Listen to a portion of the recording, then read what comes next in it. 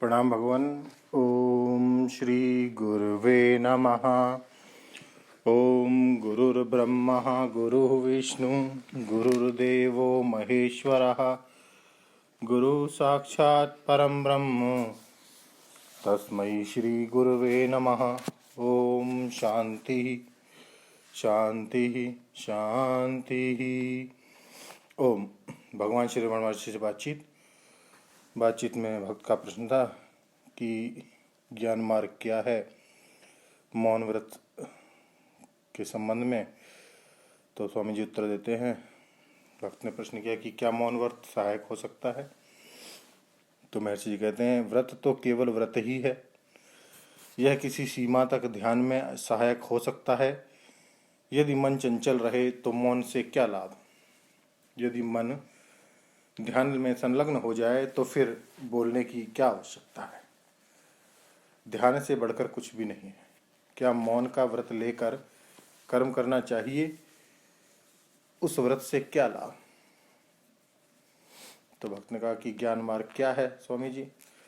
तो महर्षि जी ने कहा, इतनी देर से मैं यही बता रहा था ज्ञान क्या है।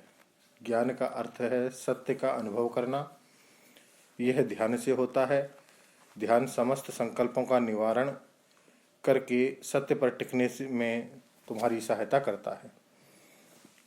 तो भक्त अगला प्रश्न है, इतने देवताओं का वर्णन क्यों किया गया है। शरीर एक ही है, फिर भी वह कितने तरह से के कार्य करता है।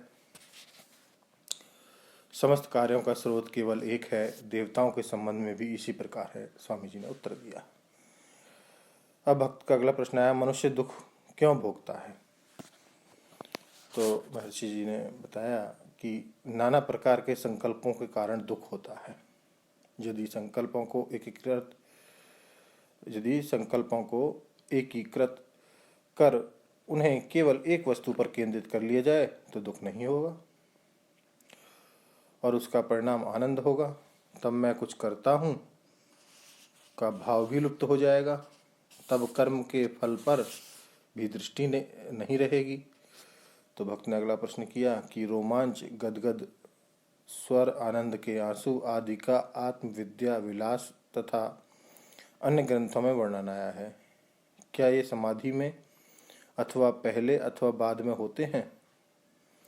महर्षि जी कहते हैं, ये सब मन के अत्यंत सूक्ष्म वृत्तियों के लक्षण हैं। बिना द्वैत के ये नहीं रह सकते।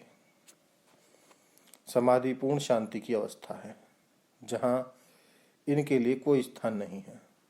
समाधि से बाहर आने पर उस अवस्था की स्मृति से ये लक्षण उदय होते हैं।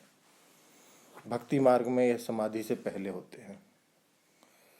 तो भक्त का अगला प्रश्न हुआ, क्या ज्ञान मार्ग में वे इस प्रकार नहीं हैं। महर्षि जी बोले, संभव है। इस विषय में कुछ निश्चितता नहीं है।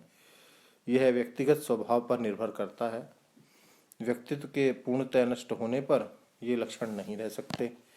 यदि व्यक्तित्व का तनिक भी लेश होगा ये लक्षण प्रकट होंगे। मानिक वचागर तथा अन्य संतों ने इन लक्षणों का वर्णन किया है। इनके अनुसार अश्रुधारा स्वतः ही बिना रुके प्रभावित होती रहती है। अश्रुओं का भान होते ही वे भी उनके रोक नहीं सकते। अश्रुओं का भान होते हुए भी वे उनको नहीं रोक सकते। अश्रुधारा स्वतः ही बिना रुके प्रभावित होती रहती है। अश्रुओं का भान होते हुए भी वे उनको नहीं रोक सकते। जब मैं विरूपाक्ष गुफा में रहता था तब मुझे भी यही अनुभव हुआ था। तो भक्त ने अगला प्रश्न किया, सुषुप्ति की अवस्था को आनंद का अनुभव कहा गया है, तथापि इसका स्मरण का रोमांच नहीं होता। समाधि का स्मरण करने पर ऐसा क्यों होता है। तो महर्षि कहते हैं, समाधि का अर्थ है जागृत अवस्था में सुषुप्ति आनंद अत्यधिक है तथा अनुभव बहुत स्पष्ट होता है, जबकि सुषुप्ति में यह भिन्न होता है।